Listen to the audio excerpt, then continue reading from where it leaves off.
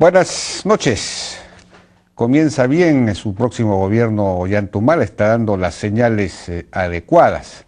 Los nombres anunciados para su próximo gabinete, particularmente el del ministro de Economía, sumado al del presidente del Banco Central de Reserva, pues indican que, o confirman la orientación presente en la famosa hoja de ruta y confirmarían que Ollantumala ya optó claramente por mantener o relanzar el crecimiento económico, las altas tasas de crecimiento económico, precisamente para obtener medios para hacer una mejor redistribución social. Entonces, esto implica, por supuesto, mantener el modelo económico.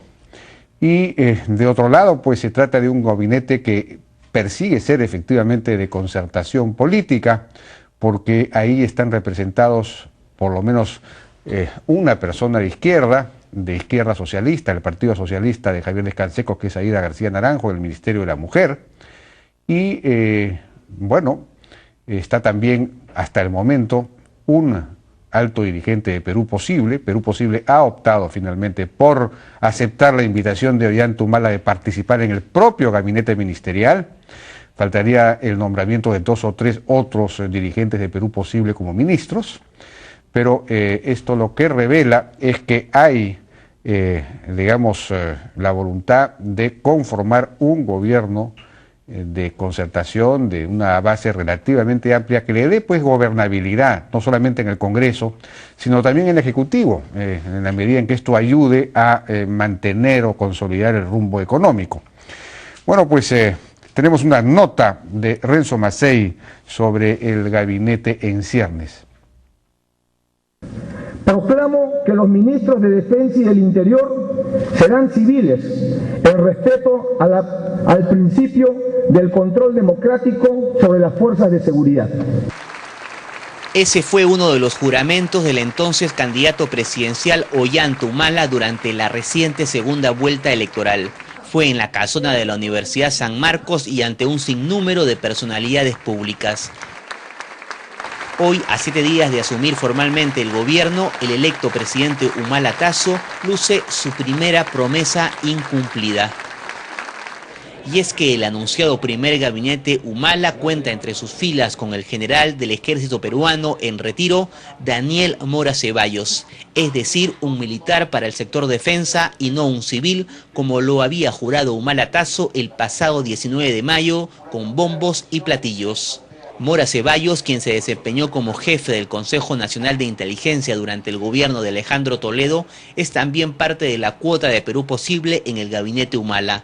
Sin embargo, según fuentes consultadas por la Hora N, en La Chacana habrían aceptado la invitación a Mora solo por cortesía, pues su primera propuesta para ese sector era el exministro de Justicia, Baldo Cresalja, debido a que cumplía el requisito de ser civil, como lo había anunciado el presidente electo en su momento.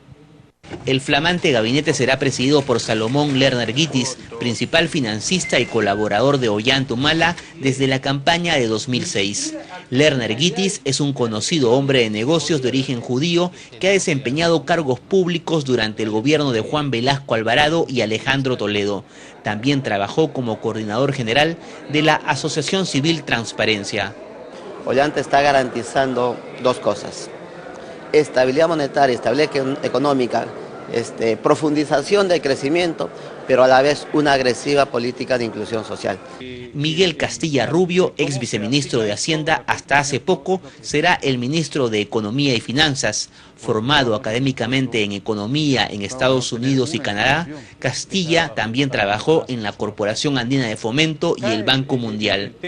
Sobre el ministro Castilla, lo que yo puedo manifestar es de que el presidente electo está apostando con esa inclusión, el crecimiento económico. Y podría yo añadir que ese crecimiento debe ser con desarrollo y con inclusión social, y también se honren los compromisos en materia económica, como el impuesto a las sobreganancias mineras, la reforma tributaria integral. En el Ministerio de Relaciones Exteriores estará el sociólogo Rafael Roncagriolo, conocido por su paso por la Asociación Civil Transparencia. En producción estará el economista Kurt Burneo, en medio ambiente Ricardo Gieseque, en energía y minas Carlos Herrera Descalzi y en el Ministerio de la Mujer Aida García Naranjo. Creo que en esto es acertado el que se nombre al señor Salomón Lerner, porque además entiendo que él es una de las personas que con mayor énfasis y responsabilidad trabajó el tema de que Ollanta Humala se corriese un poco al centro, se moderase más, tuviese una visión menos radical, y en ese sentido es altamente positivo. Me preocupa que no tenga experiencia política. Vemos el caso de Toledo con Olivera, con Popio Olivera, que también esa alianza lo liquidó políticamente. Entonces, no es un presagio, pero esos son los costos que tentativamente tendrá que asumir el señor Toledo. Son 8 nombres confirmados de las 17 carteras en total. En justicia se vocea a Francisco Yiguren y a Abelino Guillén, aunque Perú Posible ha propuesto a Alberto Borea. Nombres confirmados y otros posibles: economistas, empresarios, sociólogos y especialistas en su sector.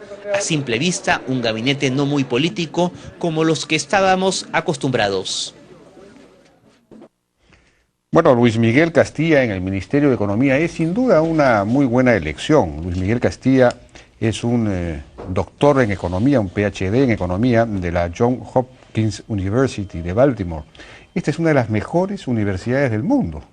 Y él es un doctor en economía de esa universidad, pero además tiene un máster en Harvard, en la Universidad de Harvard, que también, como sabemos, es una de las universidades mejores del mundo. En fin, y tiene una experiencia profesional principalmente como funcionario público internacional, ¿no?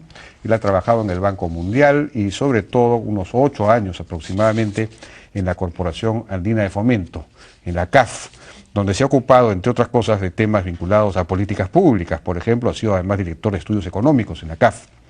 En el Banco Mundial, dicho de paso, antes de esto, llegó a estar en el África. Sé que tiene incluso una experiencia importante a nivel mundial, pero siempre, por supuesto, dentro del ámbito de las políticas públicas, ¿no? No es una persona que tenga experiencia con el sector privado, pero es un PhD pues, en economía en una universidad de las mejores del mundo. Es una persona, entonces, de primer nivel y debe alegrarnos su nombramiento. Además, ha estado en el Viceministerio de Hacienda y conoce las reformas que desde el MEF se han estado llevando a cabo para tratar de modernizar, profesionalizar la gestión pública, que es precisamente el talón de Aquiles de nuestro desarrollo. De modo tal que, a nuestro juicio, es un buen nombramiento.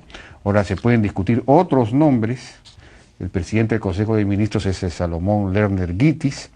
Yo pensaba que no iba a aceptar él el nombramiento porque es un hombre de perfil bajo, no le gusta hablar, salir en público.